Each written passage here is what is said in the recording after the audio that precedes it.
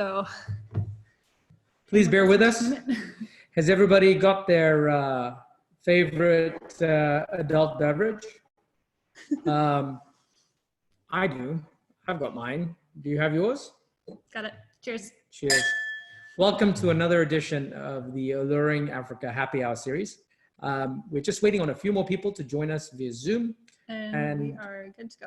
Are we good to go? Zoom. Oh, we are live on Zoom too. Fantastic. Welcome everyone. Thanks for joining us. And if you have any questions during this presentation, please use the chat box for questions. And with that, I'll just hand it over to Michann. My name's Michann. I'm the Director of Operations, and this is Sunit. He's the owner of our company. And well, you guys do all the important stuff, but I founded Alluring Africa, and we have such a great team that does a lot of the heavy lifting, and I'm truly grateful for that, especially as we go through these really unprecedented times. But sorry, continue. Unique time to be working in travel. It is a unique time. But a bit about us for anybody joining us for the first time. Alluring Africa exists to create rich and meaningful connections, and the way that we do that is through travel with a purpose. A little bit about us. We are long-term supporters of sustainable travel. We have one of the most thorough vetting processes in our industry, which has been confirmed by our suppliers, which is nice because they're the ones that actually go through it. We have rich and meaningful connections with our partners. That you can probably explain that better than I can. A lot of our partners in Africa are people that we have known for a long time, especially me. I was born and raised in Kenya, and as a result, spent a lot of time going on safari. My family started one of the first photographic tourism businesses in Kenya. And thereafter, I ventured out on my own in 2005. So what's happened is over time, I've found that a lot of the people that I actually went to high school with have gone into the tourism industry, especially the sustainable tourism industry. We also have really good friends that started small businesses 25, 30 years ago, like Wilderness Safaris or Asilia, who are also very, very good partners of ours. We think of them more like family than business associates, and they take care of our guests the same way. So we just have a really long track record with a lot of the partners that we work with in Africa, and that helps us to go the extra mile. We are thought leaders and industry pioneers. We're one of the people that our partners and even the tech companies and other companies that we work with come to for advice because we've been there and done that, and they trust us. We offer really great travel insurance options, and we'll even assist our clients in filing a claim. We guarantee our pricing in US dollars, and we have a 99% satisfaction rate. So today, we're going to journey through Namibia. For those of you who've joined us before, as you know, we've been to Rwanda and Uganda and South Africa. This is a very unique part of Africa, and I'll just let the pictures do the talking.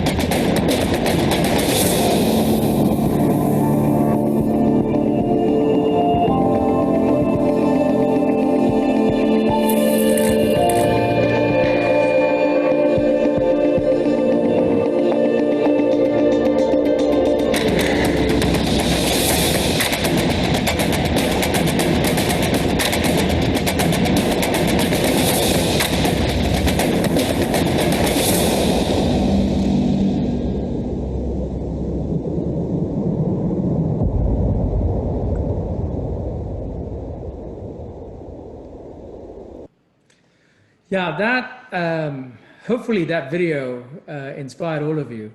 And I think it tells a very good story about how Namibia is so different than most people imagine Africa to be. Amazing desertscapes, just incredible people, one of the most sparsely populated countries in all of Africa. And you get to meet some ancient tribes like the Himba that you may have seen during that video.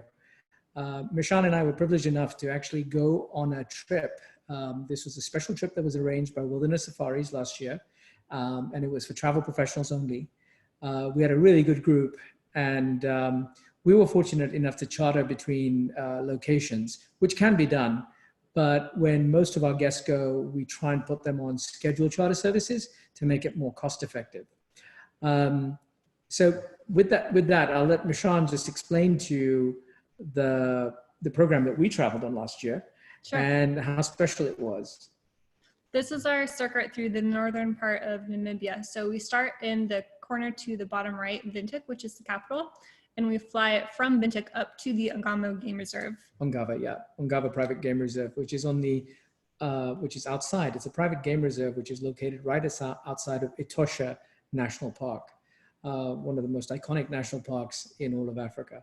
This is an hour, 10-minute flight on a plane that looks just like that. Yeah, so we flew on a caravan, and the flight there was actually spectacular. Michann, maybe you can tell them a little bit more about this. We flew over, if you see it on the right, and there's a closer picture on the left, but there are these circles, and this is something that's unique to Namibia. These are found nowhere else on Earth, and nobody knows why they exist.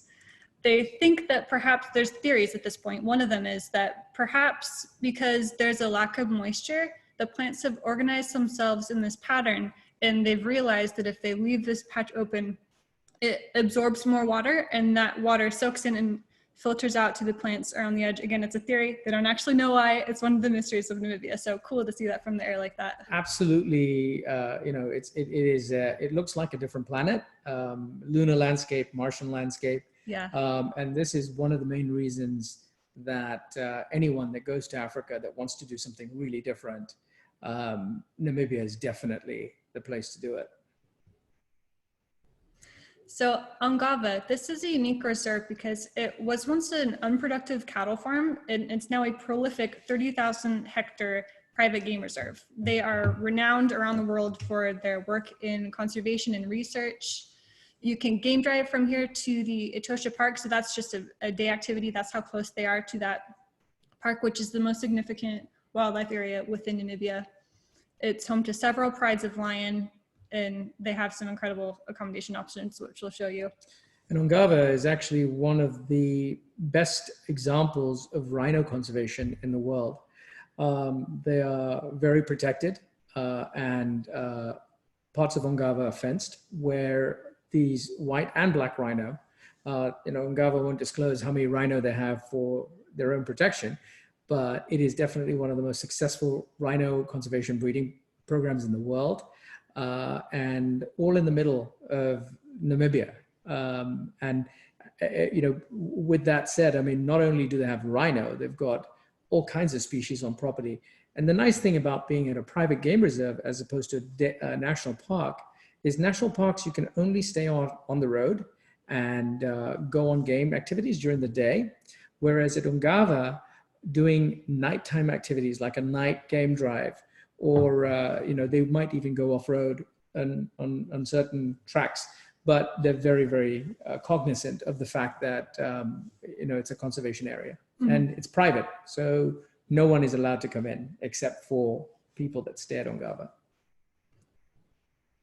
This is the impala, which I'm sure you've seen many times, but Ongava in Namibia, actually, it's the only place where you can find the black-faced impala, which is a specially protected subspecies.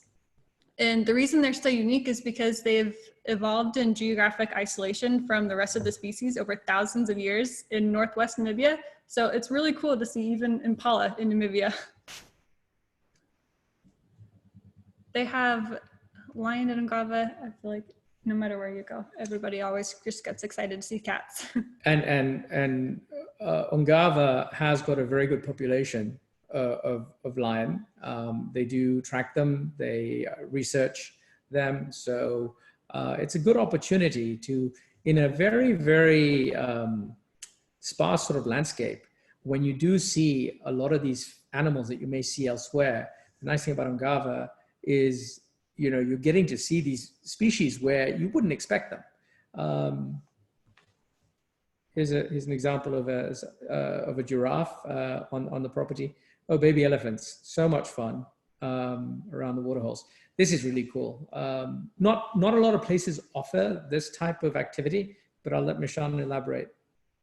On the left, this is a sunken hide. It's phenomenal for photographers because you get down to eye level, where if you've ever seen a close-up of an elephant's toenails, for example, it's very likely that they're in an enclosure like this.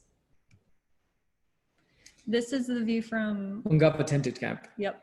And Ungava Tented Camp is for those people that are more adventurous, because it's not fenced at all, and anything can sort of walk in. So a lot of the cat species, and lions especially, like to come through the camp, and they'll just kind of park themselves outside of a tent. A canvas tent. Yeah.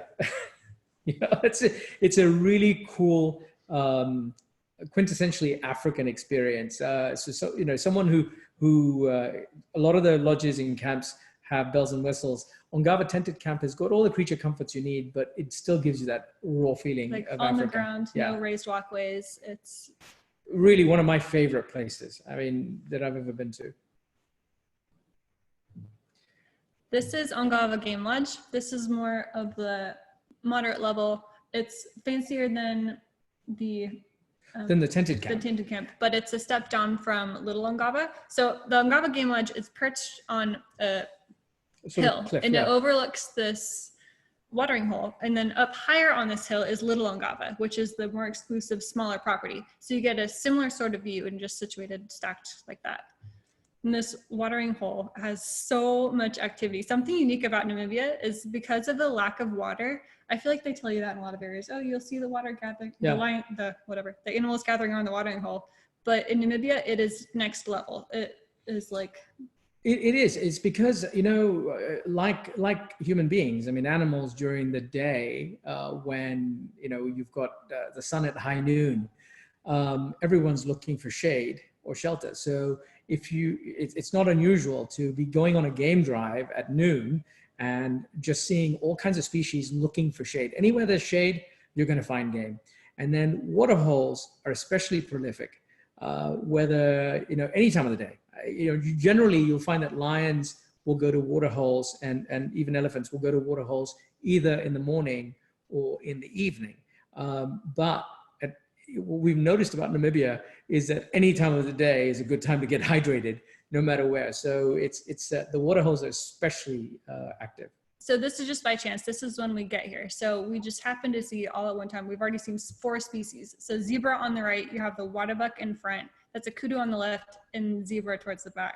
So and then oryx. And then at night, the longhorn oryx in the back. And at night, the rhino love this water hole. Yeah. So Ungava is also one of the most unusual places where it's not, you know, typically the grazing species will keep away from the cats, but at a water hole or area where water is very sparse, lions and rhino might be at the same water hole at night, and they kind of call it a truce, just so they can get hydrated.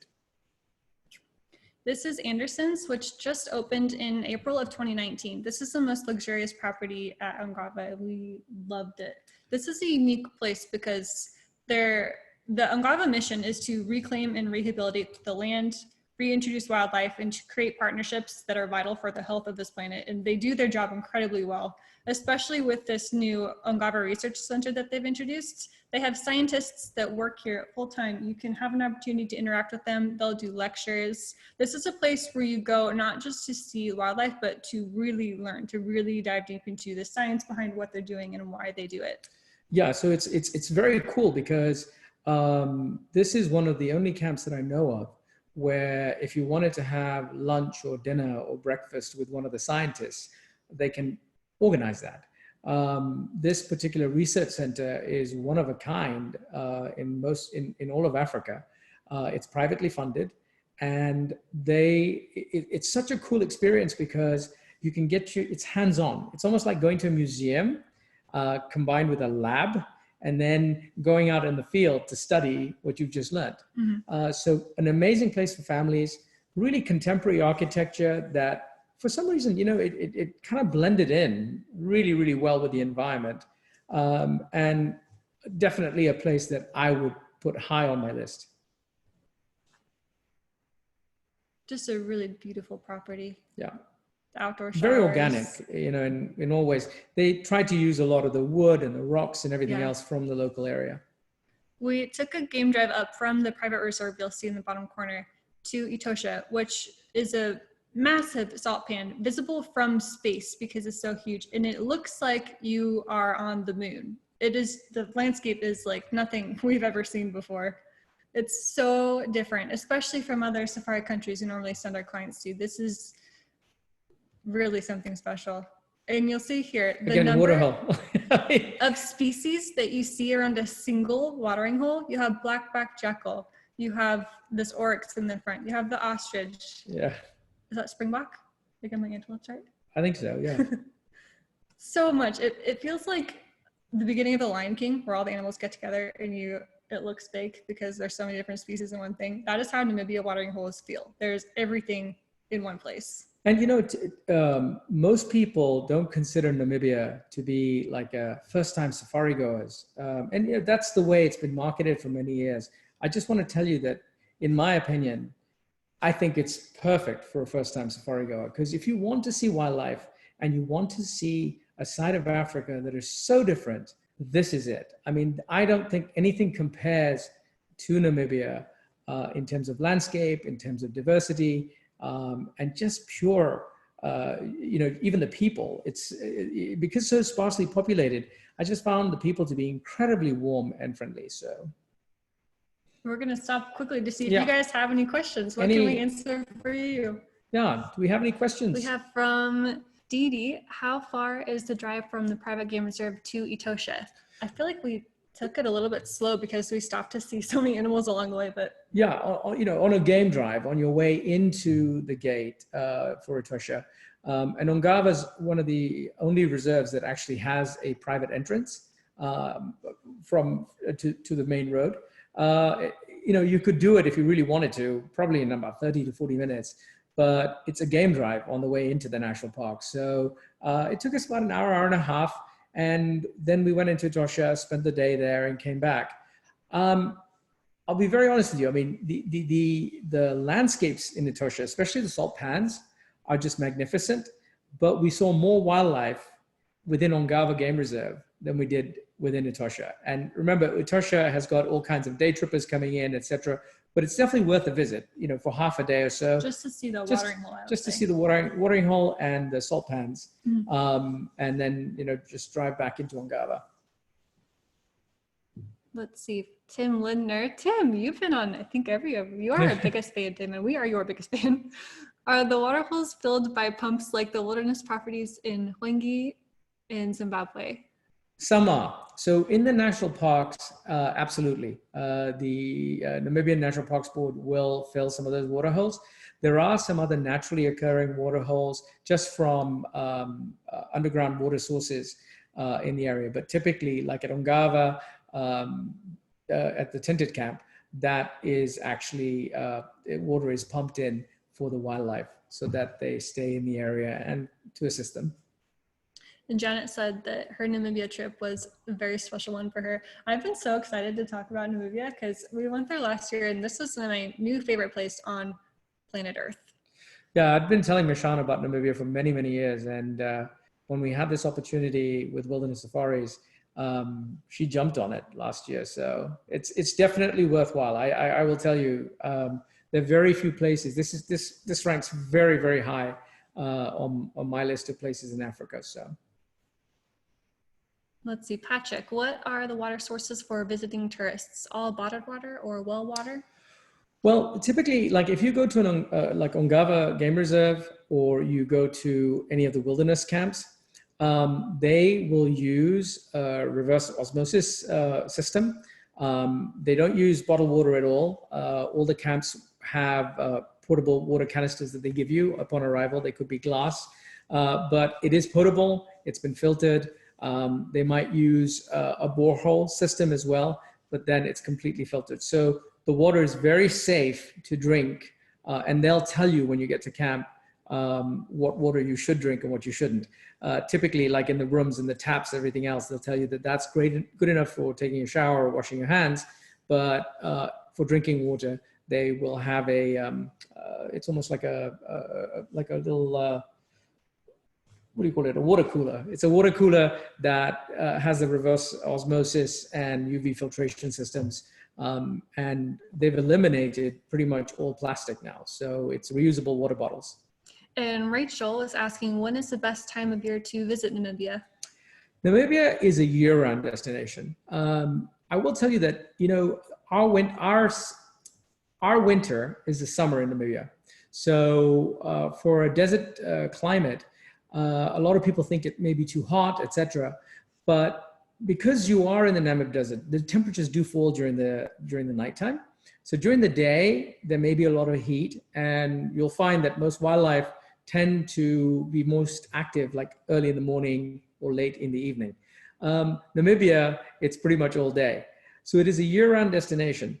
January through about May is one of my favorite times to go, especially the April-May season, because right after they get some seasonal rain, which leads to this wildflower explosion in the sort of April, May, June timeframe. And then as you go into the Southern African winter, June through about September, the temperatures can get pretty freezing cold at night. So really good time to go for wildlife.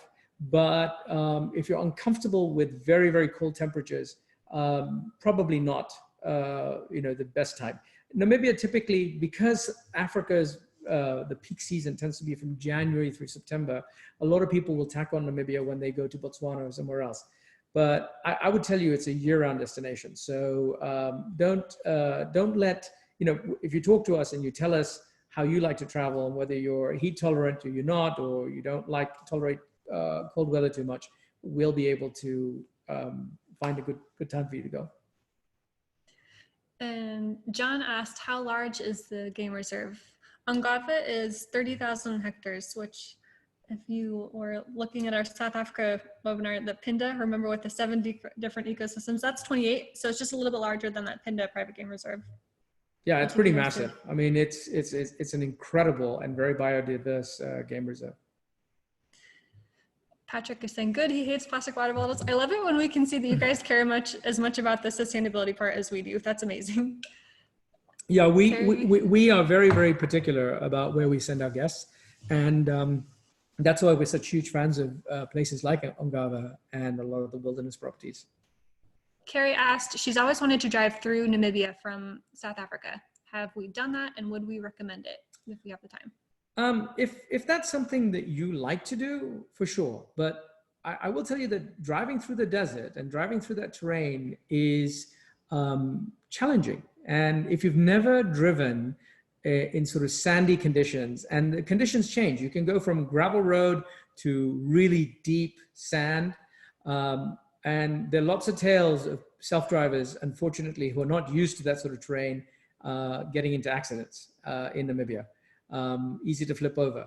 So and there can be nothing for miles. And no cell phone signal. So I wouldn't. for safety purposes, I recommend that people go on a guided trip rather than do a self-drive. In South Africa, self-drive is fairly easy, but Namibia can be a bit tricky, especially if you don't speak German or Afrikaans, and some of the signage, is in Afrikaans or in German. So not for an intrepid traveler, no problem at all. I would say it's fine. I've done a self-drive through Namibia, but I'm from Kenya and I'm from Africa. So it's something that, and I even went with some people that are very highly experienced driving through that sort of terrain. Where is the best for visiting the Himba and the Herero tribes, and what is ethical to bring something to give them? Good question. Very good question. I wouldn't okay, to see the Himba and Herero, it's probably, I mean, if you go to the Damerland area or where we went, we were up in Serra-Cafema and even near the Skeleton Coast. There are quite a few tribes. Now, they're nomadic, so they do tend to move around a bit. In order to not make it very commercial, we don't recommend bringing anything for them per se, because they are very proud and self-sufficient people. Instead, I would say they'll bring out things that they've made by hand. So Yes. if you want to support them, that's the way that I would do it, is buy something from their village. Buy something from their village, spend time with them. Believe it or not, the Himba women tend to smoke a lot. So they like tobacco, and they actually trade. I mean, Himba nomadics, so they'll trade with Angolans and for tobacco. So not that we want to encourage anyone to smoke, but that is something that the Himba women tend to do. So if you bring a little bit of pipe tobacco, I think they might appreciate that. If you, let's see, this is Didi. If you are considering a standalone trip, what is the suggested time to spend in Namibia? I have 2 women with different physical abilities and can go at any time. Namibia, if you want to cover it well, it's just like any other country. I mean, if you were to go to Botswana or Kenya or Tanzania, we recommend a minimum of 2 weeks. A lot of people try to do Namibia as an extension, you know, and they might fly into Etosha or Sossusvlei, but you're getting just a flavor of the country. So I think dedicating about 2 weeks to Namibia is a good idea.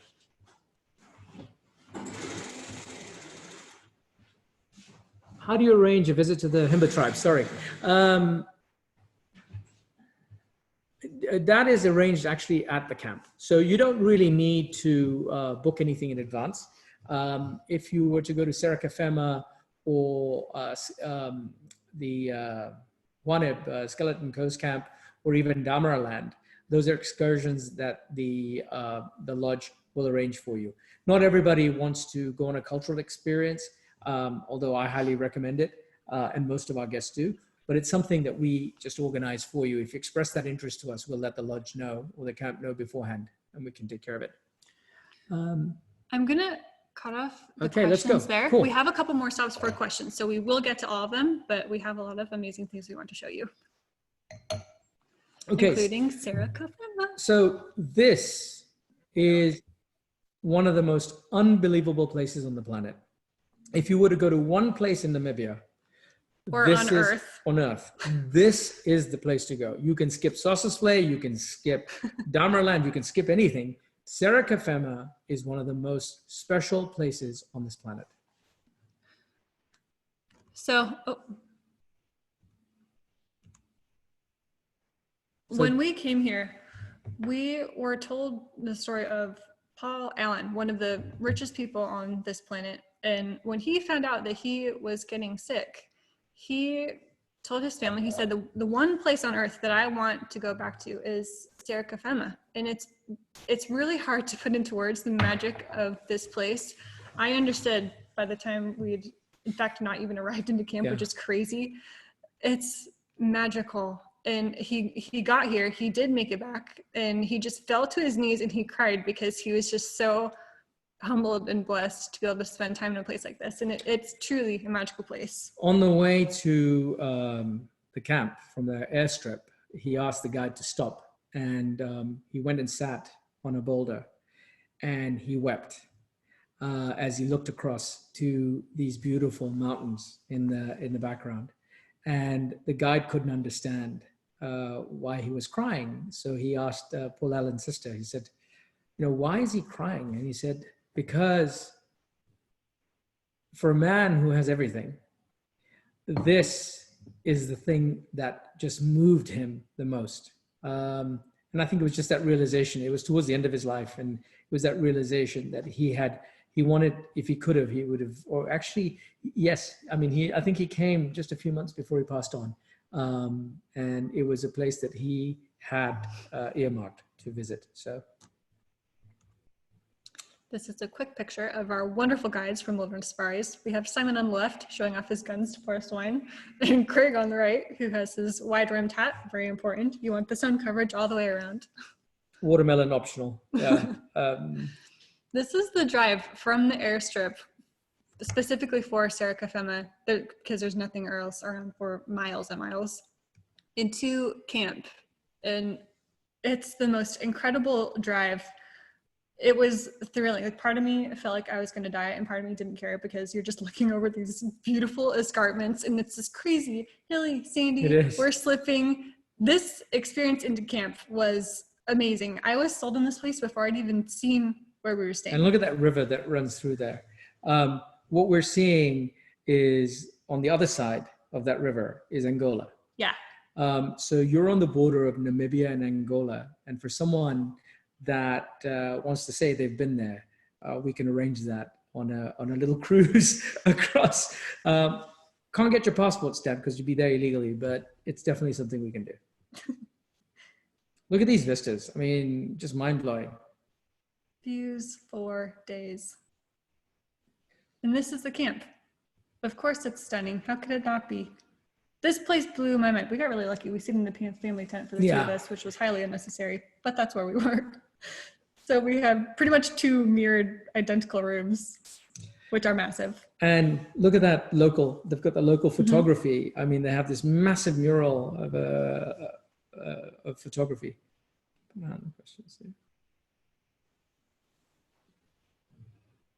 Simon. Is that Simon? Yeah. So we just saw on chat that Simon Stubbs, who was our guide extraordinaire. The guns, remember that guy? And best, one of our BFFs. He stayed up extra late. He's joined us 1 a.m. 1 a.m. in the morning. Geez, Simon, you must really have nothing to do during this time. Thanks for joining us, Simon.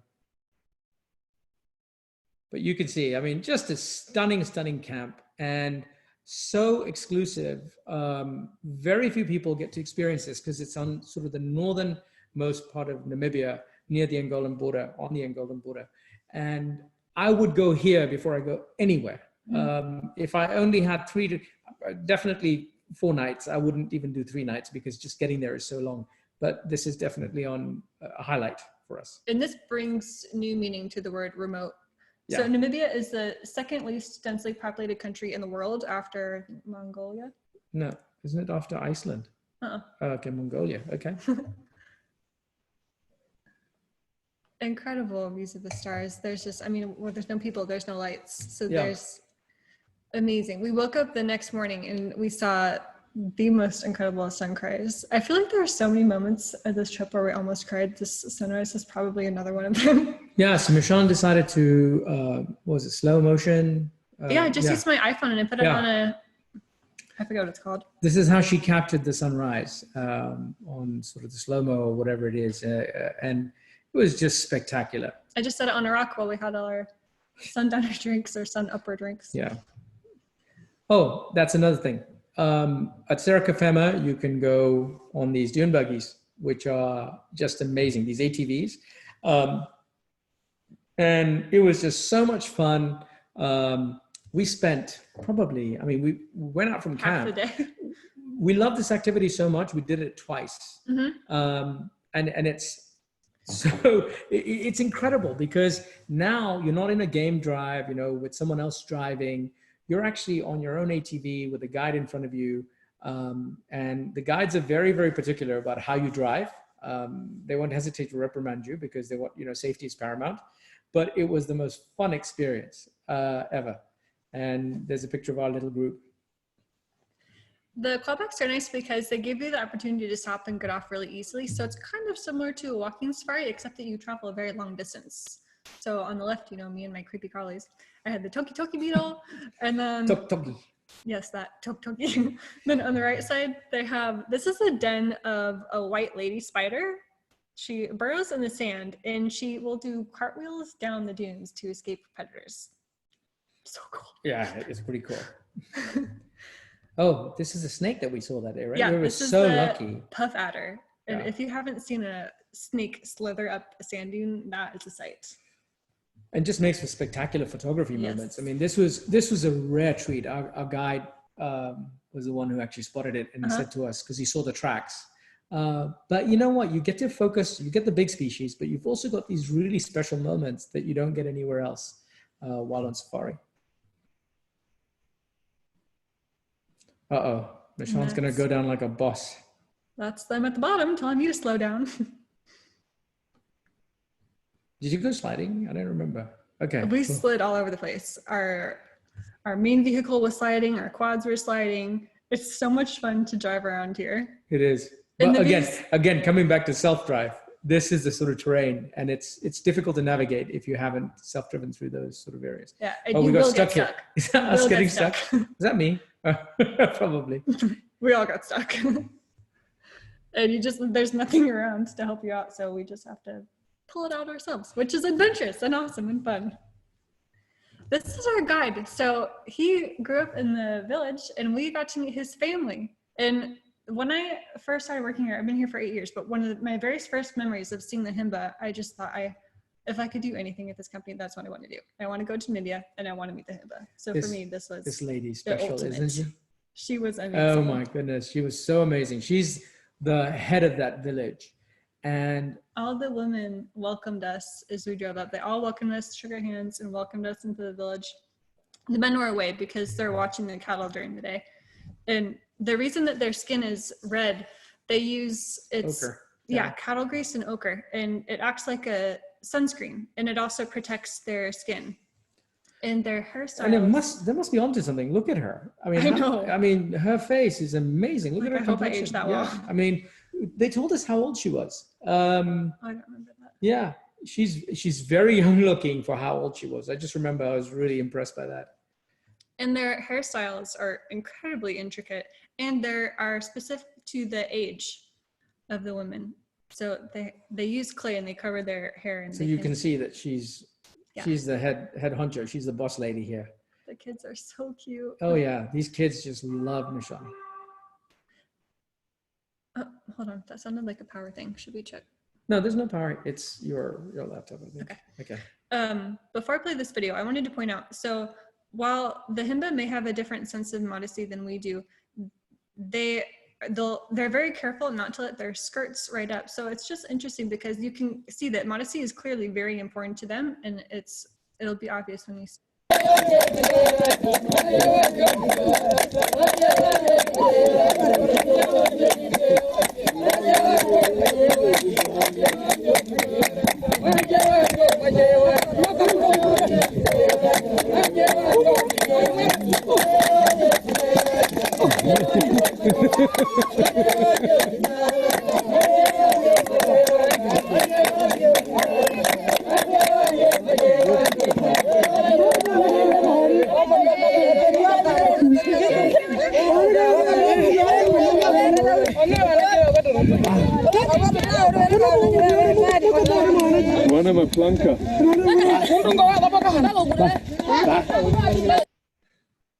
You can see the different hairstyles with some of the women in this photo too.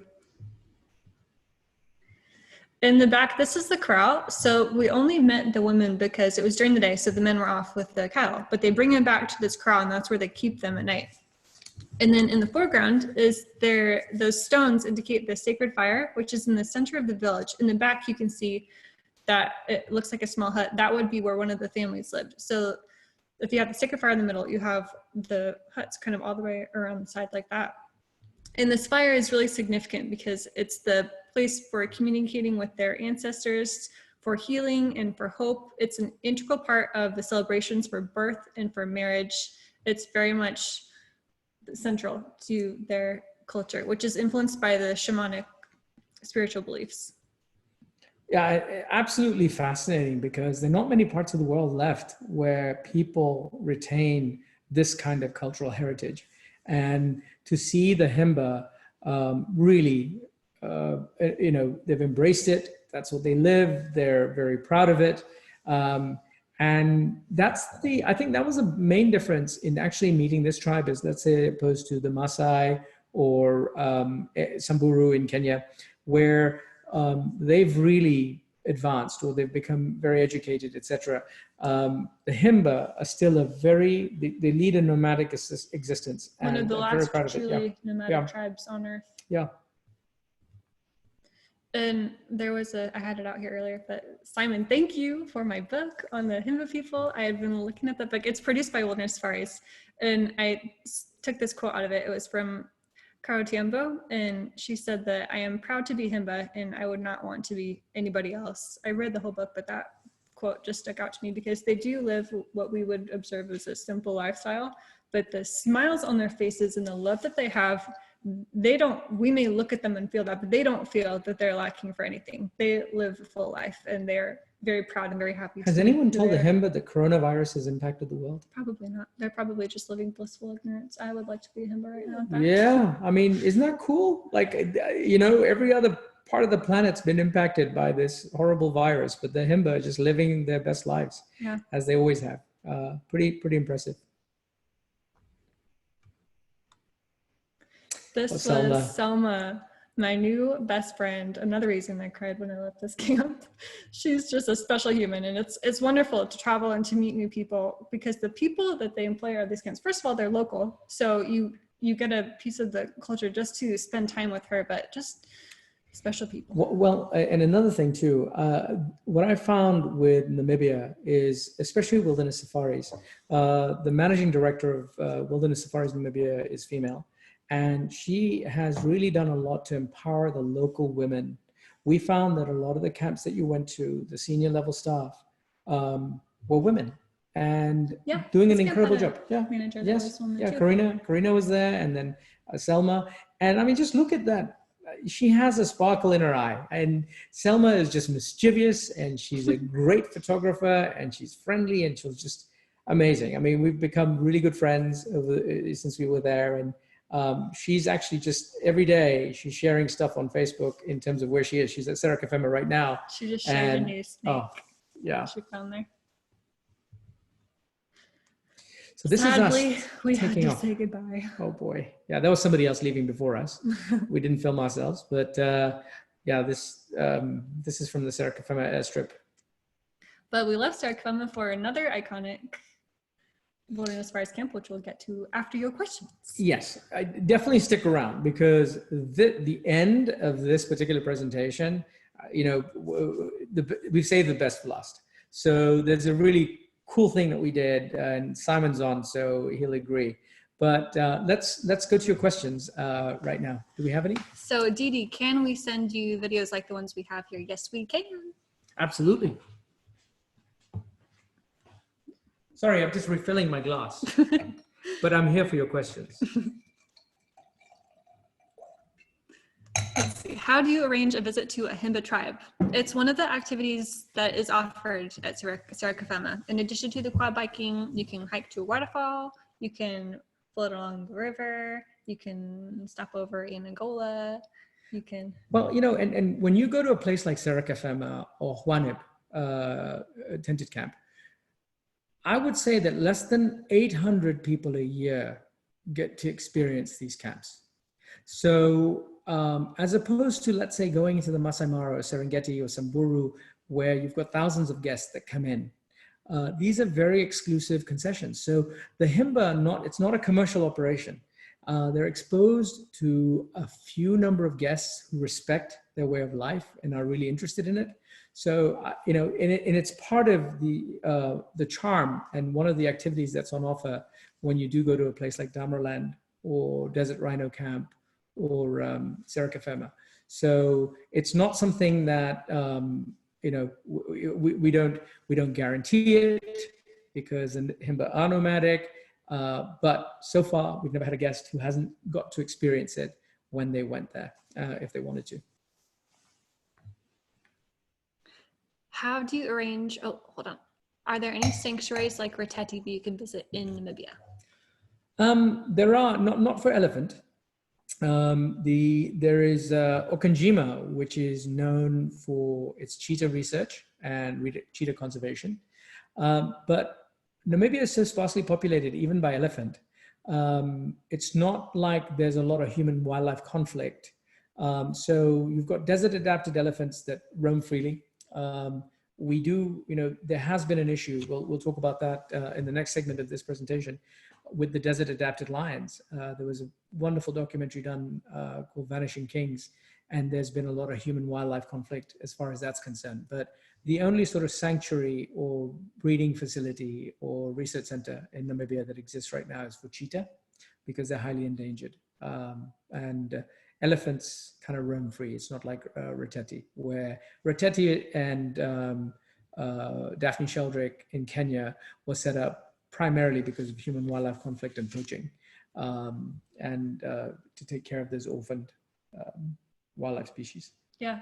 And that's not to say there aren't just as important conservation projects working in the background, specifically regarding the desert adapted lion and lions in general. Yeah.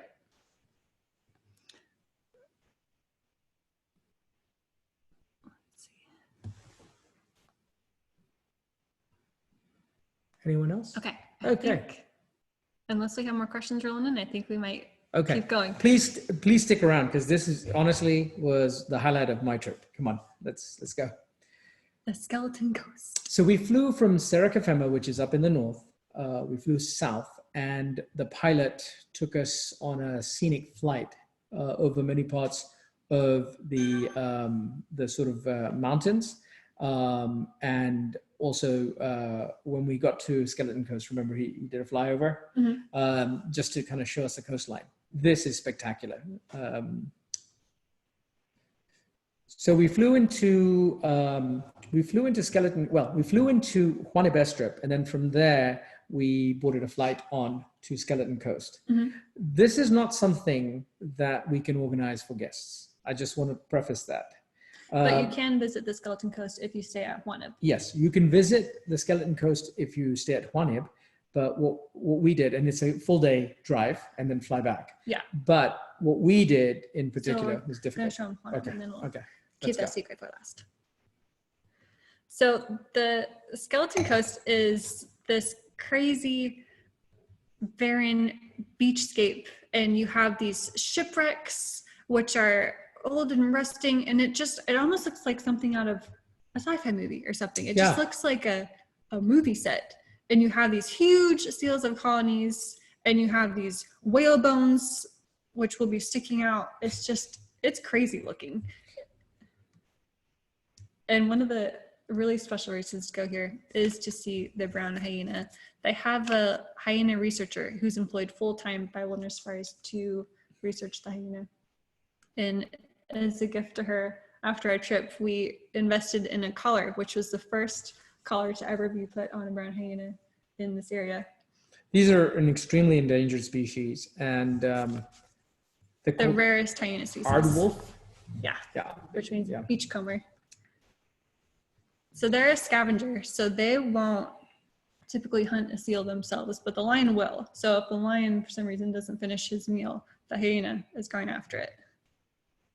And you'll see they're very good hunters, but opportunistic as well. So yeah, this is this is another iconic Wilderness Safaris camp, and this is where if you stay for 3 nights, they include a trip over to Skeleton Coast. 3 nights or 4 nights? I can't remember which one. 3 nights. But what happens is, as part of the Juaneb experience, they'll drive you into the Skeleton Coast National Park to the research facility located there, and then they fly you back. So it's a really special experience. Go ahead. I'll let you go ahead with it. Introductory video, and then we'll show you the rest of our pictures. Okay.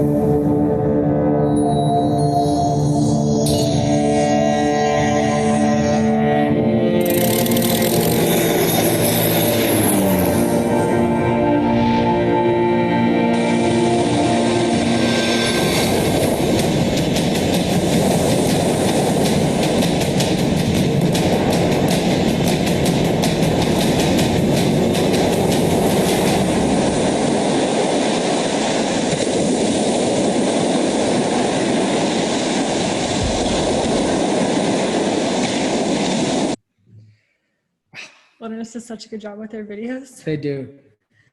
So you have the elephant, which are desert adapted, and also the lion, which one of the specific ways that they have learned to adapt to the desert environment is they don't even have to drink water.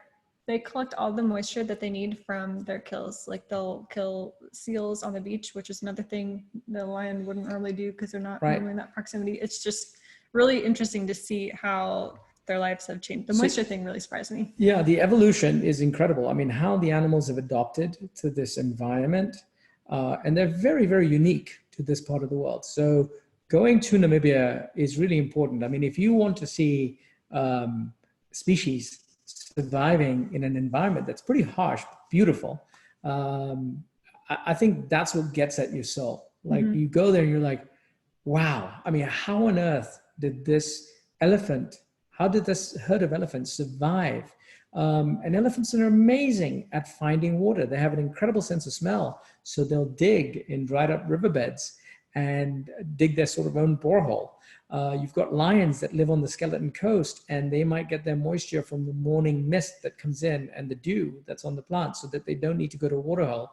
But most, Dr. Flip Stander, who is the most prominent researcher and scientist who studied desert lions, was telling us that lions get their salt and moisture from, not salt, it's just moisture from the blood of the seals that they kill. So yeah, and Juaneb has actually got a research.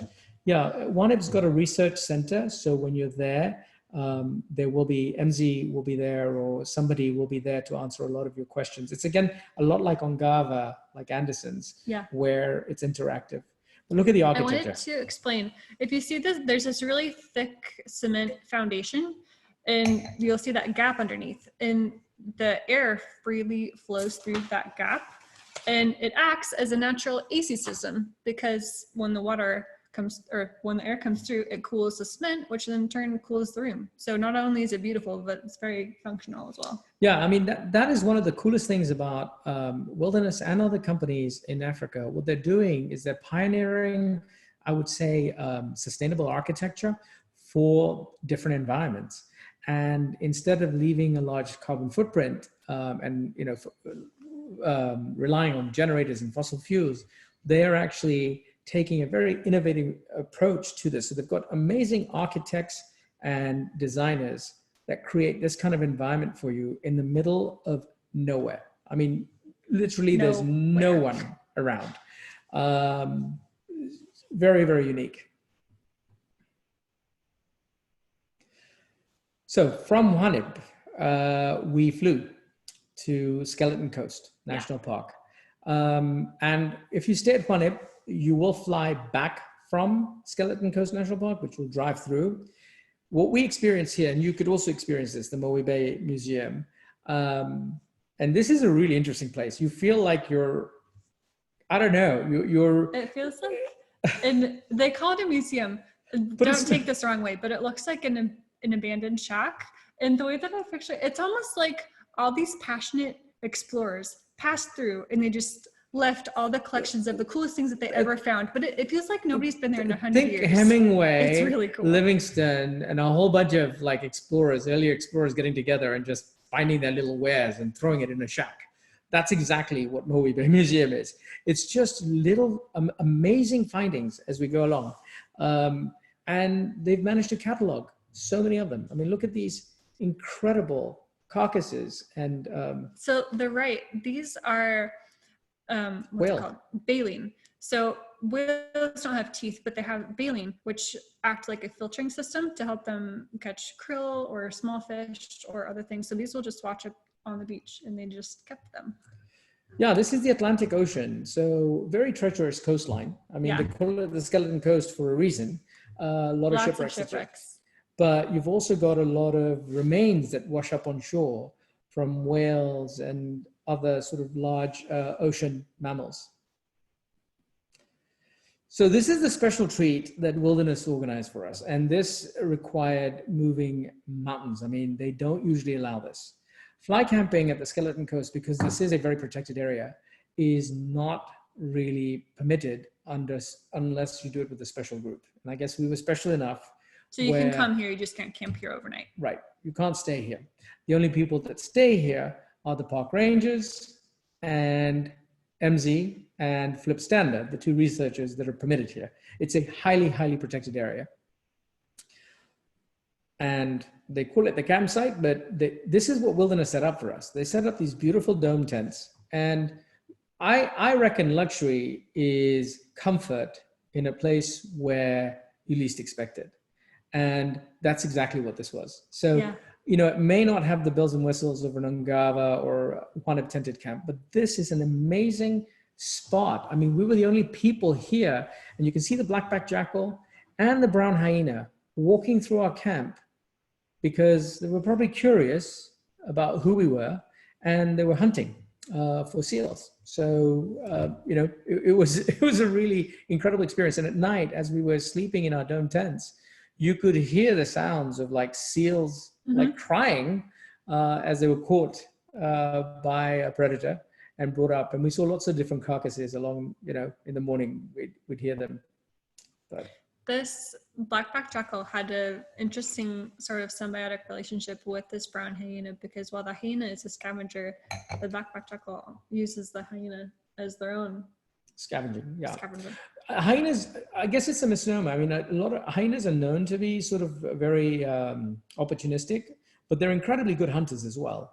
And I think the jackal is counting on the hyena for his next meal. So when the hyena is full, the jackal then comes and takes care of it.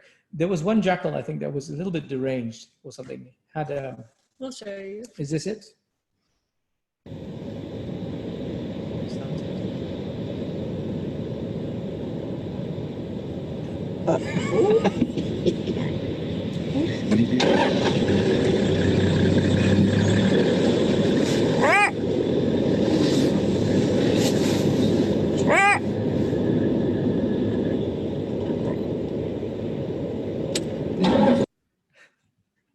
So that particular jackal, according to the guide, probably had some kind of disease. Mange. As you can see, it's a mange, yeah, mangy, and we felt sorry. I mean, it was funny at the time, but you know, that is nature, and it's we kind of felt sorry for him because he was kind of crying. Little dude needed some help. Yep.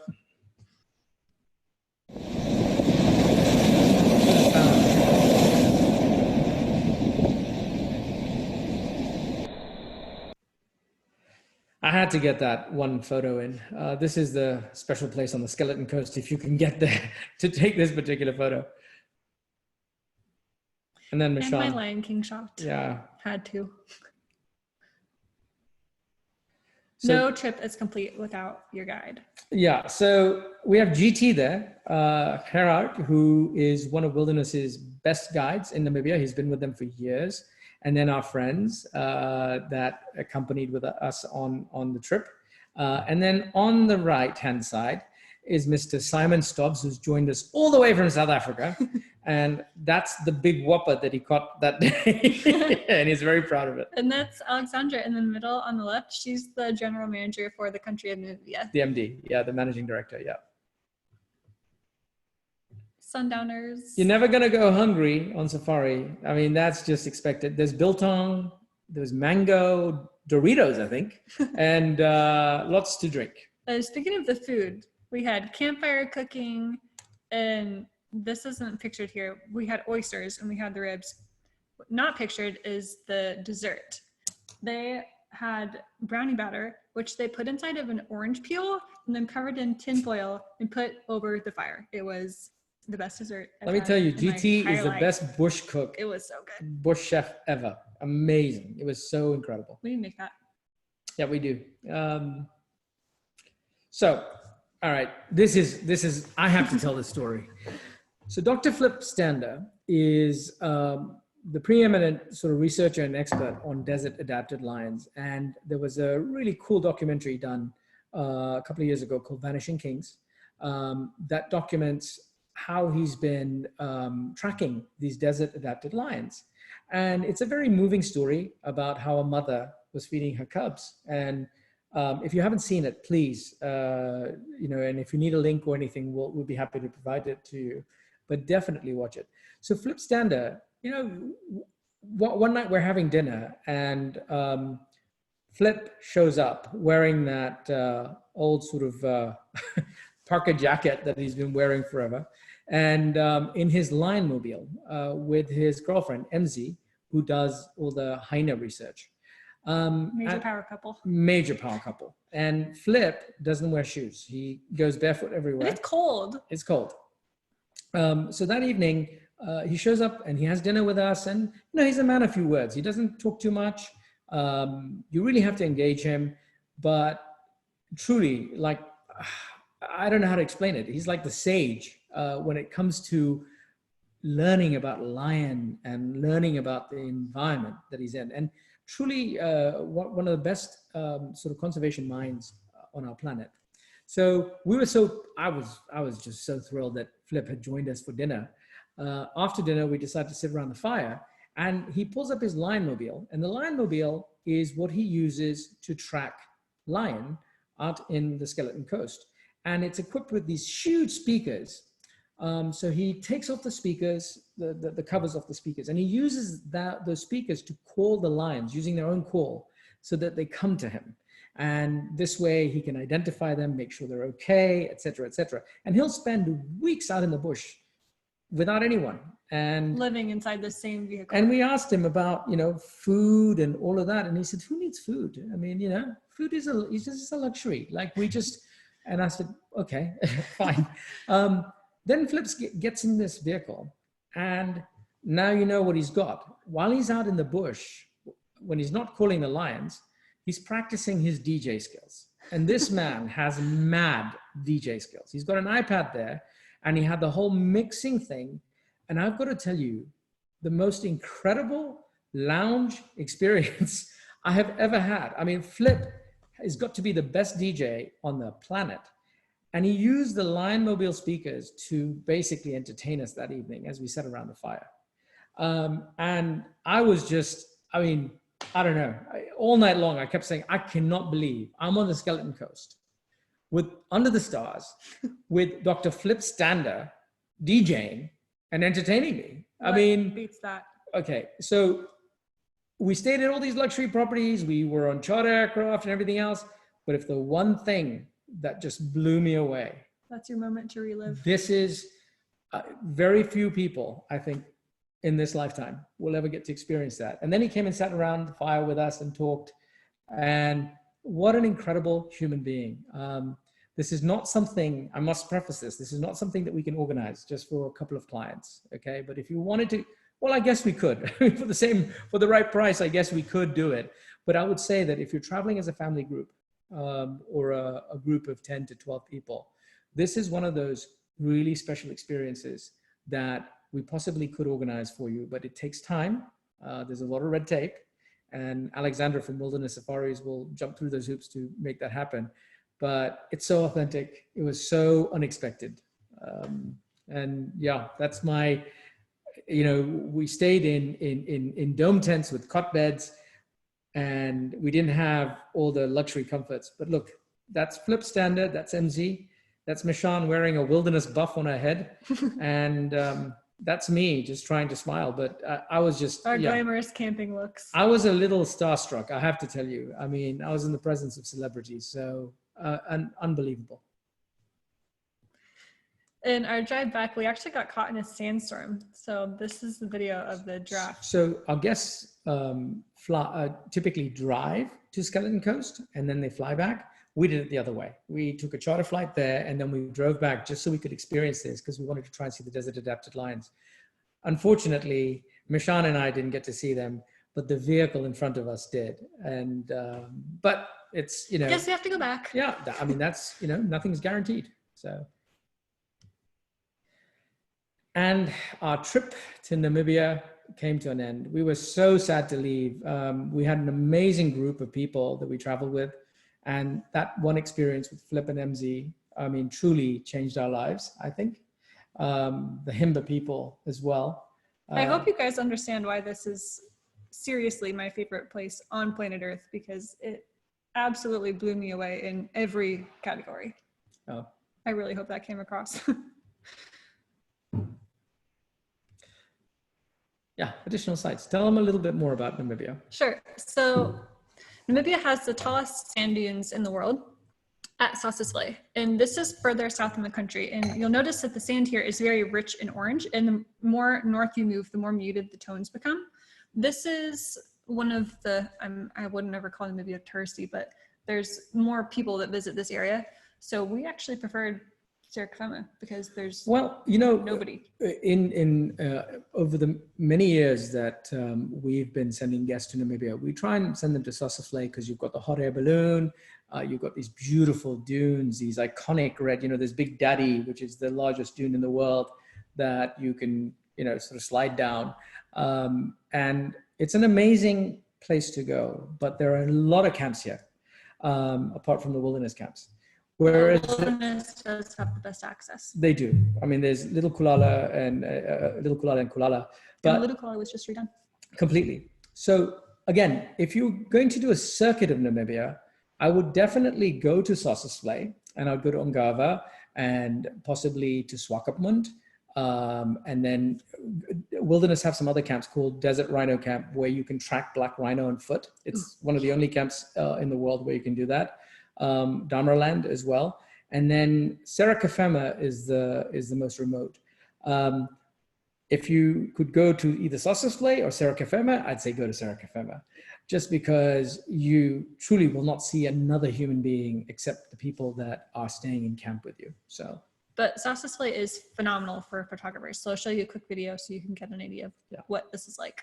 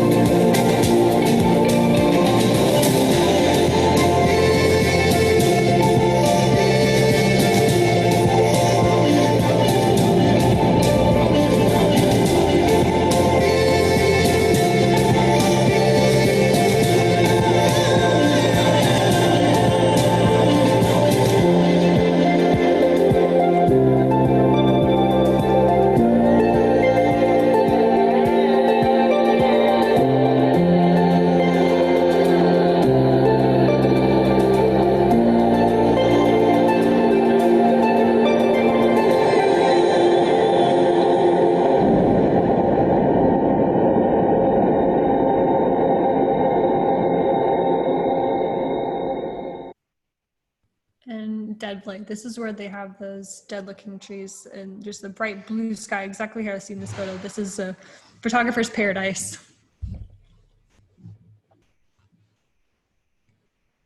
This would be a sort of scene if you're hot air ballooning.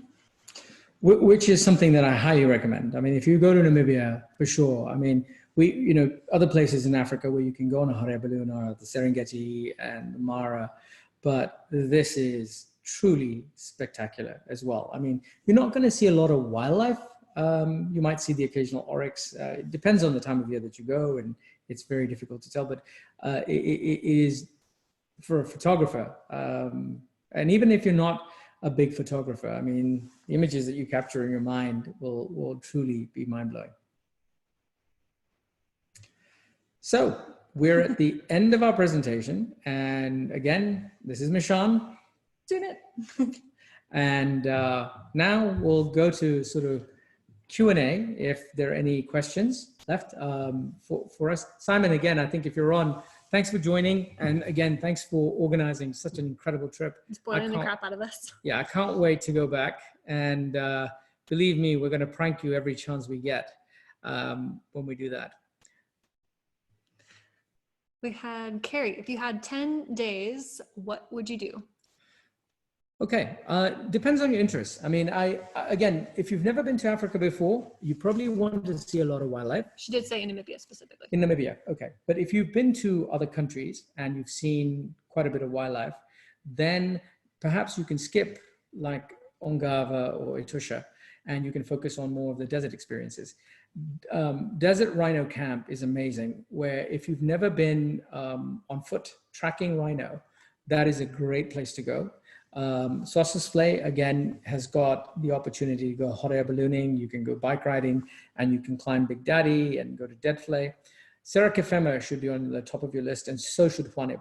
Those two require a minimum of 3 nights at each property. And then perhaps I'd take you onto the interior of the Skeleton Coast and go to a place like Desert Rhino Camp.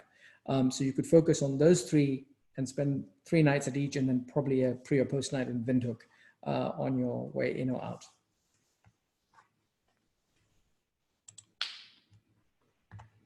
Okay. Are we done? Just stopped the screen share. Okay. Any other questions? Are the lodges you featured all-inclusive or full board? Alcoholic drink costs? There are none. There are none.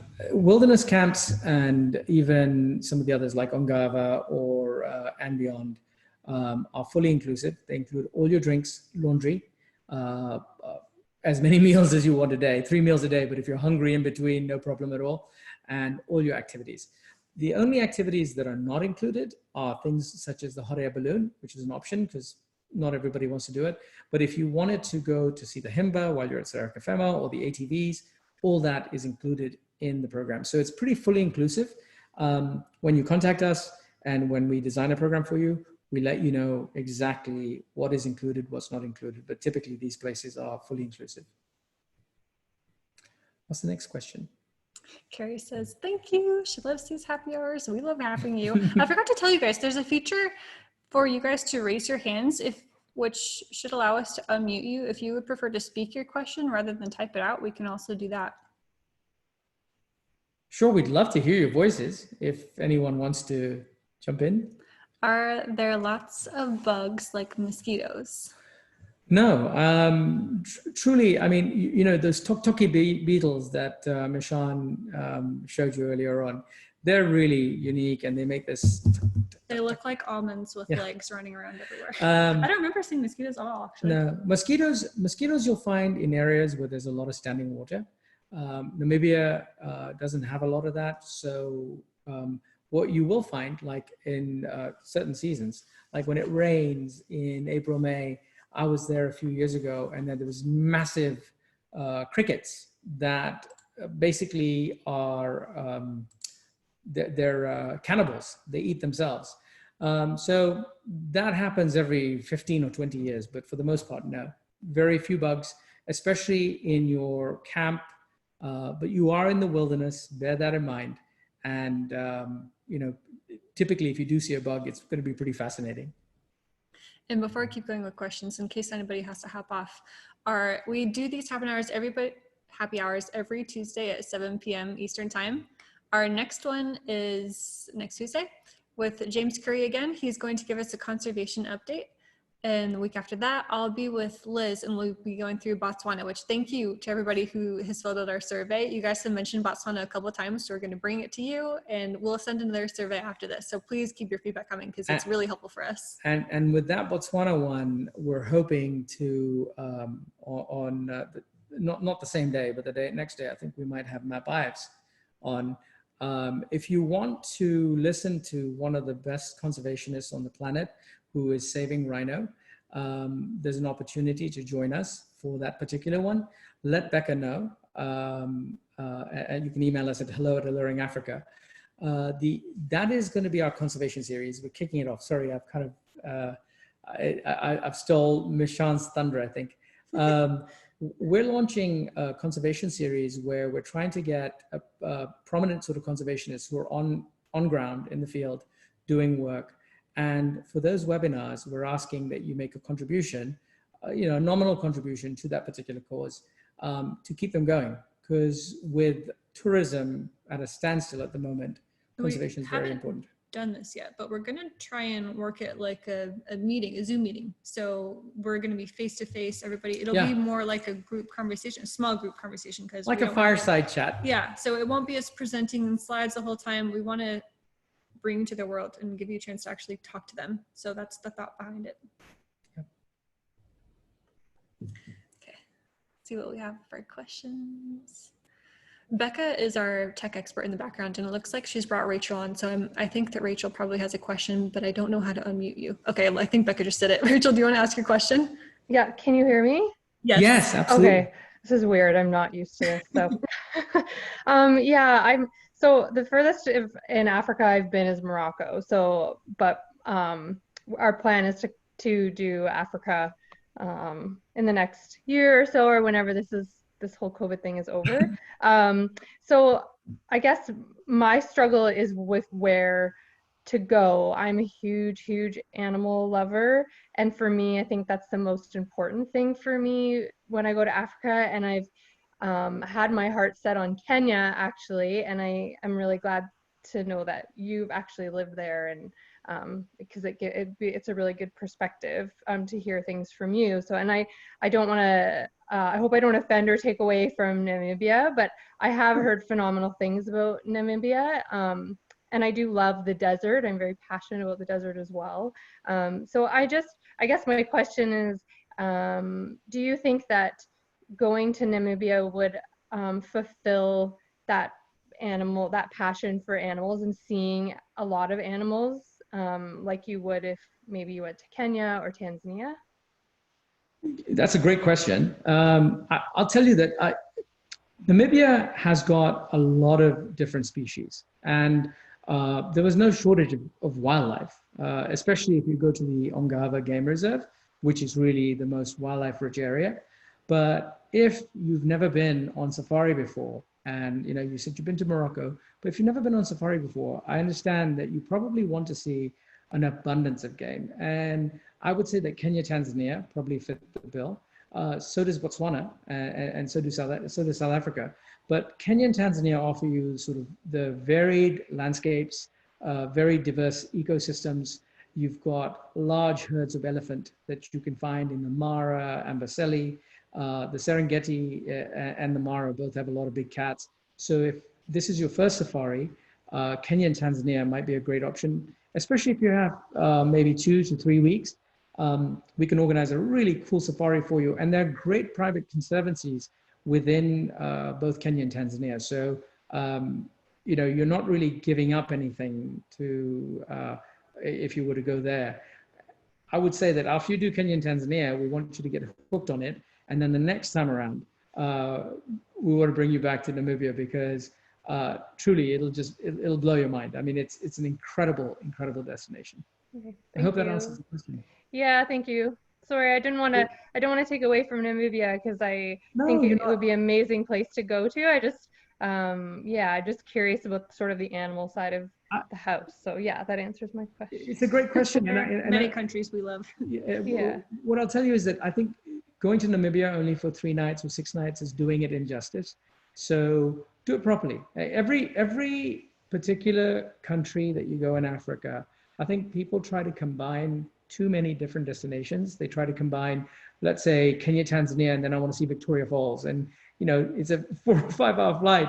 And what I'll tell you is that try and stick to a region. So, if you were going to, I'll put it in sort of terms, if you were going to go to the Grand Canyon, you'd probably want to explore Utah or, sort of the neighboring areas rather than go to California as well. And that's the way I think Africa should be. Like, if you're going to most people go for about 2 weeks, try and stick to a specific region, because you'll find that it's more enriching, and it's not as, stay 2 nights here and then move type of thing. You can really get immersed in the experience and get to know your guides, get to know the ecosystem, get to know the landscape, and truly have a vacation instead of just moving all the time. Any other questions? And remember, you guys can raise your hand if you don't want to type, if anybody else wants to hop on like Rachel did. And thank you, Rachel. Thanks, Rachel. What is your favorite part, this is Neha, of the wilderness camp hospitality? The people. Oh, absolutely, the people. Wilderness have done an amazing job with their culture, company culture, which is not contrived at all. It's very, very honest. It's very natural. The people that you meet are not, they're not putting on a show. These are, And they're local. and they're local. And that's the great thing about it. Wilderness actually employs a lot of their managers. As I mentioned earlier, female empowerment is a big part of what they're doing in Namibia and in Zimbabwe. They also employ a lot of their indigenous people in management positions. So Wilderness has got a great system where you can start off at maybe just building a camp. You could be one of the casual laborers, and then they will go through training, and you might become. They invest in their people. They really invest in their people. That just reminded me. So at Sarah Kafema, there was a male chef there, and he made me an omelet in the morning, and I could see him kind of hovering around the corner. And then finally he came. I think he got brave enough to come over, and he said, "Do you mind if I ask how your food was?" And I said, "This is the best omelet I've had in my entire life." And his face just beamed. And I found out later that they are going to invest in the chef to go down to South Africa to train in Cape Town, which is a huge deal. He was amazing. You could tell he was so passionate about his job. There are so many people like that at wilderness camps. Yeah, and you'll find that there is, I think the mark of any business is how long people stay. And you know, a lot of the people that you meet at the camps have been with Wilderness Safaris for years, and they might not be at the same camp. So, you know, Wilderness does a great job at rotating people so that you don't get, you know, you could be really good and phenomenal at sort of Sarah Kafema, but then they want to broaden your horizons, and they might send you off to another camp like Skeleton Coast. And in a country like Namibia, where people really don't have the resources to even travel within their country, it's pretty spectacular for them to be able to move to a different location and experience what their own country has to offer. We find this in Kenya, we find this in Zambia, Zimbabwe, Botswana, where Wilderness does give people the option to move to different locales so that they can fully appreciate their country. This is a good question from Annette. She knows that we love the wilderness properties, but how do we feel about and beyond Sossusvlei Desert Lodge? I can actually answer this. Okay, you go for it. I'm not normally the product expert, I'm in operations. I get really excited when I know the product questions. So Wilderness has the best location at Sossusvlei. They have the closest access to the gate. And so if Sossusvlei is here, Wilderness Camp is going to be here, and Beyond is down here. So Wilderness owns this area. So and Beyond guests have to drive all the way around to make it to the gate. So you can't beat Wilderness for location. And Beyond could beat them in terms of the fanciness of their property, because it's kind of the only thing that they have to differentiate themselves. I love And Beyond. I love Pinda. I'm super sold. I'm going with Wilderness on Sossusvlei. Yeah, on Sossusvlei, I'd say that Wilderness really has the best location. However, And Beyond have spent millions of dollars refurbishing their new camp. And if you really want glamorous luxury, it's a beautiful property. It is a beautiful property. But, you know, again, it comes down to personal choice and personal sort of preferences. We like to talk to our guests and figure out, you know, exactly what they're looking for. We'll give you the pros and cons of being in an area, you know, being at a particular camp.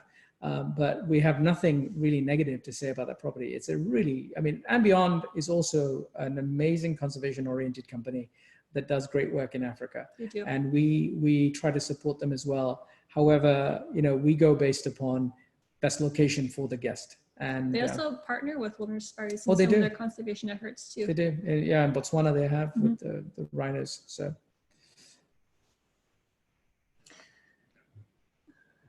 Thank you, Nina, for joining us. And Annette, do both properties have air conditioning?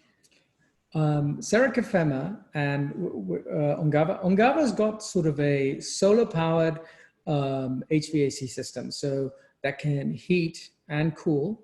None of the wilderness properties actually have heating and air conditioning. It's actually design and architecture that's very clever. So at Huanib, as Michann had mentioned, that concrete slab makes a huge difference. And it's Because you get hot really easily, and we I do. stayed for several days. So did you have any No, problems? not at all. Not at all. I will tell you that Wilderness also has these fans that are solar powered in the rooms. Their whole ethos is trying to have the least sort of carbon footprint, and air conditioning systems can cause that.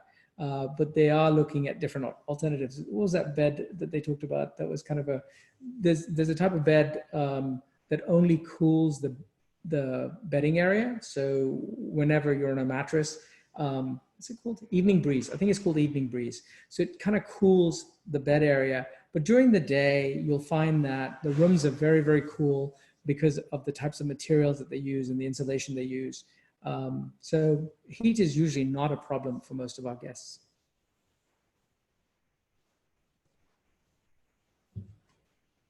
Okay, we have answered all the questions that We you have. guys have posted so Jeez. far. If we see another one pop through, we will answer it. But thank you everybody so much for joining us. We feel so blessed to spend our evening with you, and we hope that you tune in for our next webinars. And please send us your feedback on that survey, because we do read every single thing that comes through, and it is very helpful for us to make these even better. Thanks again. We did, hold on. Friends. Patrick, does Wilderness Safaris offer any lodging you can recommend in the Caprivi? No, currently in the Caprivi, I mean, that is an area that Wilderness actually used to manage a camp called the Anshulu. And the Caprivi has got some issues at the moment with the government.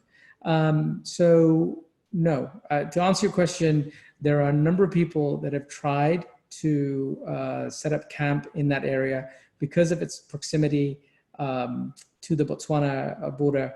And I mean, it's an incredible area. I was fortunate enough to go to Lianchulu many years ago, but it's also really out of the way. I mean, Namibia tends to be, you've got places like in Botswana where the camps can be very expensive and the flying is not as expensive because there are lots of scheduled charters that we can fly you in on. Namibia, because of the low number of guests that actually fly in or visit the country, the camps are very reasonably priced, but the flying is what's really expensive because there's no way to efficiently make the numbers work without chartering. So in the Caprivi, that is an area under development. We know some other companies that are trying to get that started, but there's a lot of sort of government regulations and things with communities.